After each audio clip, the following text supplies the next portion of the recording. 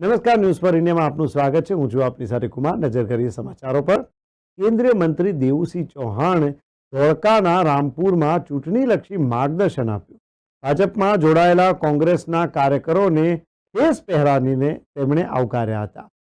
ખેડા લોકસભા બેઠકના સાંસદ અને કેન્દ્રીય મંત્રી દેવુસિંહ ચૌહાણ ધોળકા તાલુકાના સાથળ જિલ્લાની સીટના પ્રવાસ અંતર્ગત રામપુર ગામે મંગળવારે પધાર્યા હતા।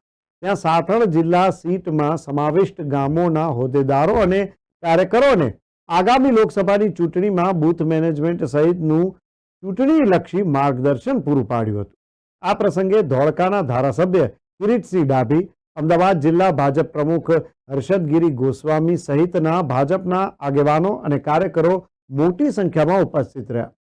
આ નિમિત્તે રામપુર સહિત આસપાસના ગામોના કોંગ્રેસના અમુક આગેવાનો અને કાર્યકરો ભાજપમાં જોડાતા તેમનું દેવીસિંહ ચૌહાણે ખેસ પહેરાવીને સ્વાગત કર્યું હતું। આ કાર્યક્રમમાં જિલ્લા પંચાયત સીટના હોદ્દેદારો, તાલુકા પંચાયતના હોદ્દેદારો, સરપંચો, ભાજપના કાર્યકરો વગેરે પણ હાજર રહ્યા હતા। પરિચય પત્રક અને સ્ટીકર લઈને ઘેર ઘેર જવાનું છે। ત્રીજો રાઉન્ડ 26 અને 27 એપ્રિલના દિવસે આપણે મતદાનની સ્લીપ લઈ અને તમામે ઘર સુધી જવાનું છે। અમારી બેઠેલા મિત્રો એટલું નક્કી કરી નાખે કે એક બૂથની અંદર કોઈ એક ઘેર એકનો એક કાર્યકર્તા 3 વખત જાય અને 3 વખત એ ઘરના મેમ્બરોને ઘરના ધોળકા વિધાનસભાની અંદર મારું બૂથ, મારું શક્તિ કેન્દ્ર, આટલું કેવી રીતે હું પ્લસ કરી શકું, આટલી જ ચિંતા કરીએ। લાંબી ચિંતાની અંદર ક્યાંય પડીએ નહીં।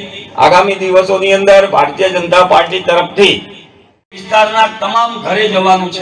હવે આનું આયોજન આપણે ધોળકા વિધાનસભાનું કરીએ તો થઈ શકે બધા ઘેર જવાનું? તો આનું આયોજન બૂથ ઉપર કરવું પડે કે મારા બૂથની અંદર અમે 15 લોકો છીએ તો આ 15 લોકો ઘેર ઘેર જવાનું છે। ભાજપના કાર્યકર્તાના ઘેર ધ્વજ લગાવવાનો છે અને આ દેશના સન્માનીય વડાપ્રધાન શ્રી નરેન્દ્રભાઈ મોદીએ